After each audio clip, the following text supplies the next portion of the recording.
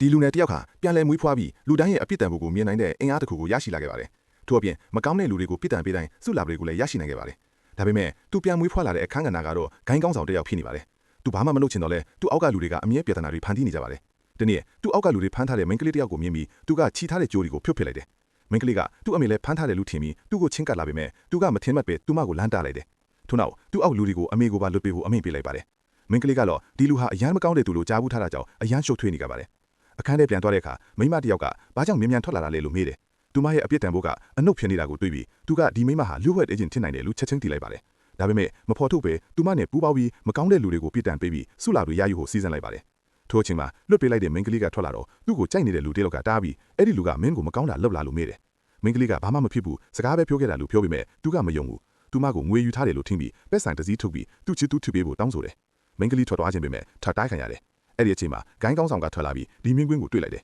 ။သူကချက်ချင်းအဲ့ဒီလူကိုသင်ခန်းစာပေးလိုက်တယ်။လျိုဟက်အေဂျင့်မိမကတော့သူဟာလူတွေကိုဖိနှိပ်နေတယ်ဆိုတဲ့တက်တွေယူနိုင်မယ်လို့ထင်ခဲ့ပေမဲ့သူကတကယ်တော့အဲ့ဒီလူကိုမိန်းကလေးနားမကတ်ဖို့တတိပေးပြီးလွတ်လိုက်တာသာဖြစ်တယ်။ဒါကြောင့်မိမကအယမ်းရှုပ်ထွေးသွားတယ်။သူ့အကြောင်းသတင်းတွေမှာတော့အယမ်းမကောင်းတဲ့သူလို့ပြောထားပေမဲ့တကယ်အပြုအမူတွေကကွဲပြားနေတယ်။မိန်းကလေးလည်းထွက်သွားကနေသူ့ကိုကျေးဇူးတင်ပါတယ်လို့ပြောသွားတယ်။နောက်တနေ့မှာမိမကသူ့ကိုသတင်းတစ်ခုပြောလာတယ်။သူ့ဂိုင်းထဲမှာမတရားပစ္စည်းတွေရောင်းနေသူတွေရှိတယ်လို့သူသွားစစ်ကြည့်တော့အဲ့ဒါကအနီးကဂိုင်းကလူတွေဖြစ်နေတယ်။သူတို့ကမကြောက်ပဲပူပေါင်းလို့ဖို့တောင်ဖိတ်ခေါ်လာတယ်။သူကအပြင်ပန်းမှာသဘောတောက်လိုက်ပေမဲ့တကယ်တော့မကောင်းတဲ့လူတွေကိုပြစ်ဒဏ်ပေးချင်နေသူပါ။သူတို့ကိုလွတ်လိုက်ပြီးနောက်မိမကိုအာနာပေါင်းတွေကိုခေါ်ဖို့ပြောတယ်။သူကမတရားပစ္စည်းတွေနဲ့မဆိုင်ချင်ဘူးလို့ပြောပြီးဂိုင်းကြားပฏิပက္ခမဖြစ်စေချင်တာကြောင့်ဓာတ်ရိုက်မဖြေရှင်းတာဖြစ်တယ်။ဒီအရာတွေကြောင့်မိမကသူဟာပြောင်းလဲနိုင်တဲ့အခွင့်အရေးရှိနေတယ်လို့ထင်လာတယ်။သူမကသူ့လုပ်ဖော်ဂိုင်းဘက်ကိုခေါ်ပြီးဒီကိစ္စကိုကိုင်တွယ်စေတယ်။နောက်ပိုင်းမှာသူမရဲ့အထလူကြီးနဲ့ခေါင်မှုပေါ်မှာတွေ့ပြီးဆက်လက်လျိုဟတ်အေဂျင့်အဖြစ်ဒီကိုအမှတ်ရခဲ့တယ်။အဲ့ဒီအချိန်မှာဂိုင်းကောင်းဆောင်ကမကောင်းတဲ့လူတွေကိုဖိတံပေးပြီးဆုလာတစ်ခုရရှိခဲ့တယ်။သူခန္ဓာကိုပုံမခိုင်မာလာကိုခံစားရတယ်။ပိုပြီးဆုလာပြခင်တဲ့ကြောင့်သူကဂိုင်းရဲ့သူအစည်းကမ်းတွေရေးဆွဲလိုက်တယ်။မိမကအဲ့ဒီစည်းကမ်းတွေကိုမြင်ပြီး